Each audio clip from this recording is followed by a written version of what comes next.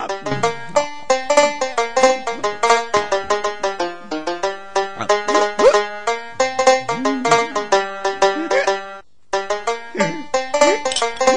ചായ വെള്ളം കിട്ടിയ നന്നായി.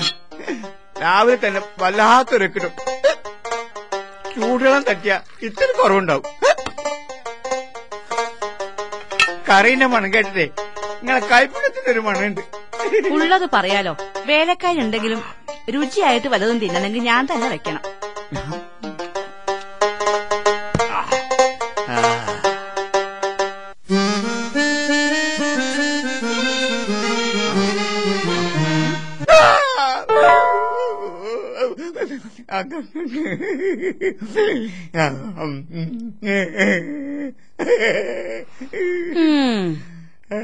അവനോന്റെ വീട്ടിൽ നിന്ന് കട്ട് തിന്നാനായിട്ടൊരു തള്ള.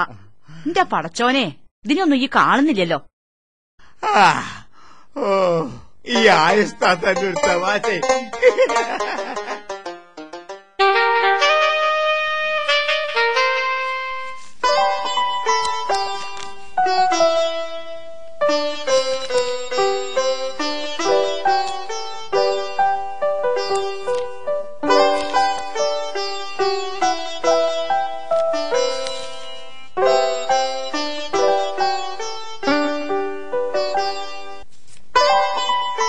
അംബിക ഇവരെ പേർന്ന് ചേർക്കണം.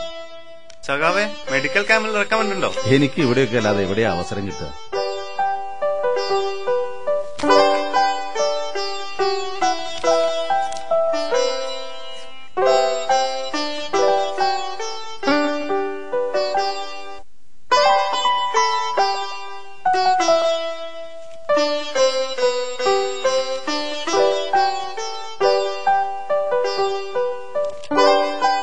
ഇതൊന്നും ചെയ്തു കൊടുത്തേ. ഇത് വെച്ചാ മതി. ശരി. ഇതാ നാസറേ.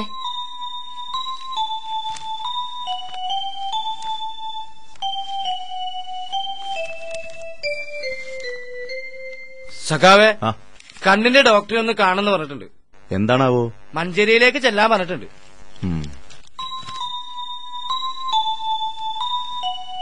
ചേച്ചി വാ.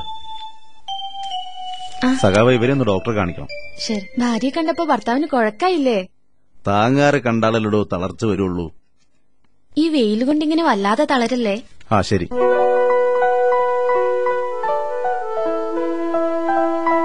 വരൂ അമ്മേ.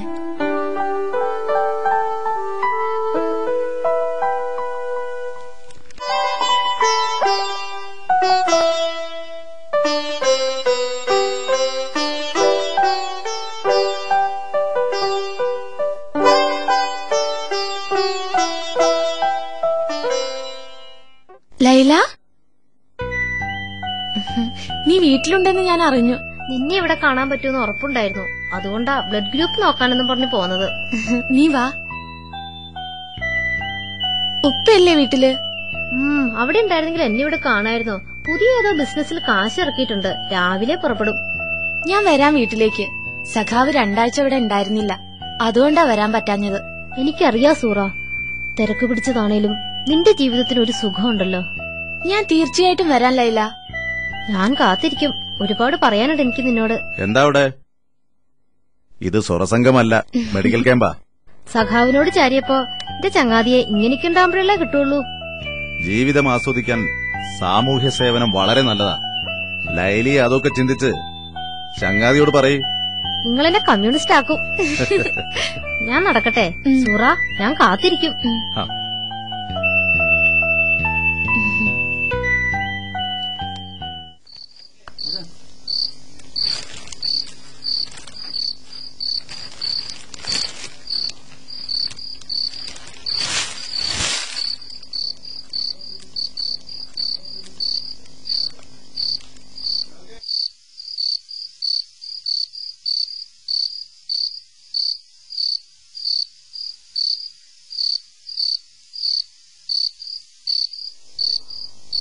എന്തു പറ്റി രാഘവേട്ടാ?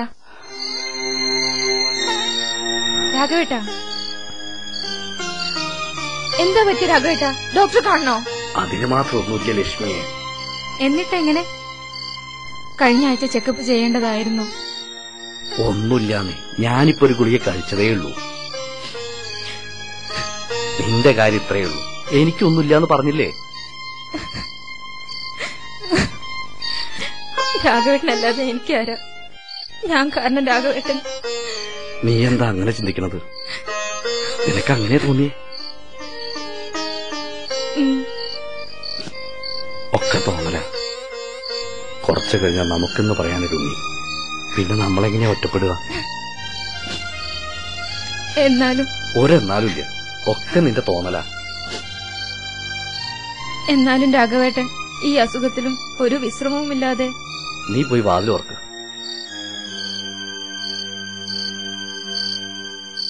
ബാപ്പുട്ടിന്റെ അവിടെ? ഇല്ല, ഇന്ന് ക്ലാസ് എടുക്കാൻ കോളേജിൽ പോയിട്ടുണ്ട്. കുറെ ദിവസമായില്ലേ ബാപ്പുട്ടിക്ക് ആ വഴിക്ക് പോയിട്ട്. അവൻ അവന്റെ ബാപ്പാനെ പോലെയാ. മനുഷ്യരുടെ നന്മയ്ക്ക് വേണ്ടി എവിടെ എത്തും.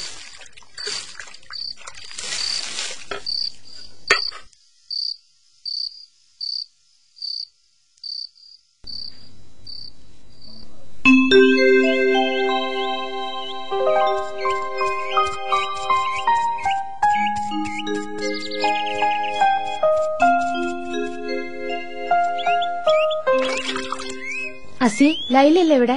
ആ, ഒരു മാളികന്റെ മുകളിലുണ്ടാവും. ഞാൻ മുതലാളിന്നല്ല അസിയെ ഇങ്ങനെ വിധേയത്വം കാട്ടാൻ.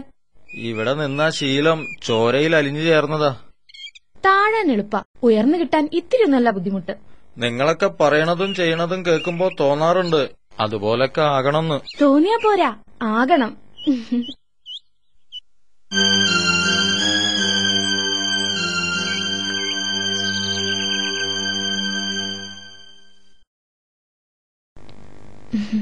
ഉമ്മ, ഈ നേരത്താണോ ഭക്ഷണം കഴിക്കുന്നത്? നേരവും കാലവും നോക്കിയിട്ട് കാര്യമില്ല കുട്ടിയെ. വിശക്കണേന് വല്ലതും കിട്ടണമെങ്കിൽ അവനാൻ തന്നെ എടുത്ത് കഴിക്കണം. റസിയ ലൈല ഇവിടെ ഉണ്ടായിട്ടോ? ആളുണ്ടായതുകൊണ്ടായോ? ലൈലാന്റെ കാര്യം മോക്കറിയില്ലേ? കൂട്ടിലടച്ചിട്ട മാതിരി ഓൾ ആ മുറിയിൽ അങ്ങനെ ഇരിക്കും. ജീവൻ കിടക്കാൻ വേണ്ടി ഓൾക്ക് തോന്നുമ്പോ എന്തെങ്കിലും ഒന്ന് വന്ന് കഴിക്കും. എന്നാലും റസിയല്ലേ ഇവിടെ? ഓളുടെ കാര്യം പറയാതിരിക്കുക നല്ലത്. ഉള്ളതും ഇല്ലാത്തതും ഒരുപോലെ. പട്ടാളവരനല്ലേ ഓളിവിടെ നടത്തുന്നത്. ഹാജിയാരൊന്നും പറയൂലേ? പറഞ്ഞിട്ടെന്താ കാര്യം? ഇനി പറഞ്ഞാൽ തന്നെ ശ്രദ്ധയുണ്ടോ? മൂപ്പരുടെ തലയിൽ എപ്പോഴും പണവും സമ്പത്തും മാത്രമല്ലേ ഉള്ളൂ. നേടുന്ന സമ്പത്ത് പങ്കുവയ്ക്കാൻ അറിയാത്ത മനുഷ്യന് സ്നേഹവും പങ്കുവയ്ക്കാൻ കഴിയില്ലുമ്മ. ശരി അയ്യാ പറഞ്ഞത്. സക്കാത്തും ദീനും ഒരു കിതാബിലാക്കി അളമാറയിൽ വെച്ചേക്ക, ഒരു കാഴ്ചവസ്തുവിനെ പോലെ.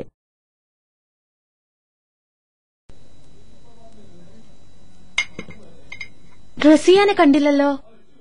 ഓള് ടൗണിൽ പോയതാ. ഇനി അന്തിക്ക് കാത്താ മതി. അല്ല, ലൈലേന്റെ കാര്യത്തിൽ എന്താ തീരുമാനിച്ചേ? ഉമ്മയ്ക്കുണ്ടാവല്ലോ ഒരു തീരുമാനം. അന്നെ കാണുമ്പോ നിന്റെ മനസ്സിൽ വരുന്ന ഒന്നുണ്ട്. എന്തേ അമ്മ? അന്നെപ്പോലെ പഠിച്ചോളാവോളും.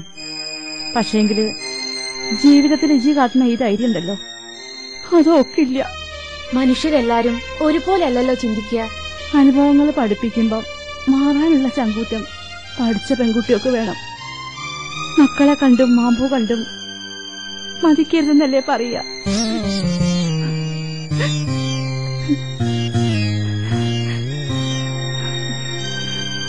എല്ലാം ശരിയാവും.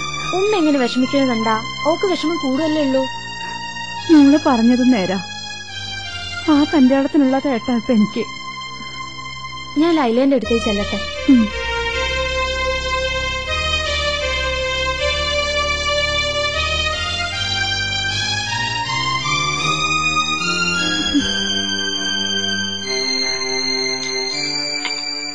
ലൈല,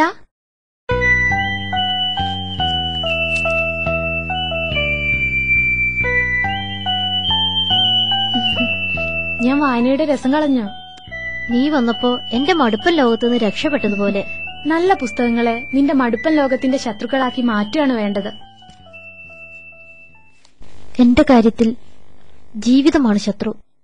നീ എന്താ ഭീരുക്കളെ പോലെ സംസാരിക്കുന്നത്? ഒരു സ്ത്രീ അത് പറയുമ്പോൾ സമൂഹം പറയുന്നതാണ് നീ പറഞ്ഞത്. ഭീരു. ജീവിതത്തിൽ നിന്ന് ജീവിതത്തെ എടുത്തു മാറ്റിയ പിന്നെ ബാക്കി എന്താ? അങ്ങനെ ചോദിച്ചാ എനിക്കൊരു ഉത്തരവുമില്ല. നീ ചോദിക്കേണ്ടിയിരിക്കുന്നു. ചോദിക്കാത്തതാണ് നിന്റെ ഈ മടുപ്പൻ വിഴുപ്പിന്റെ കെട്ടഴിയാത്തത്.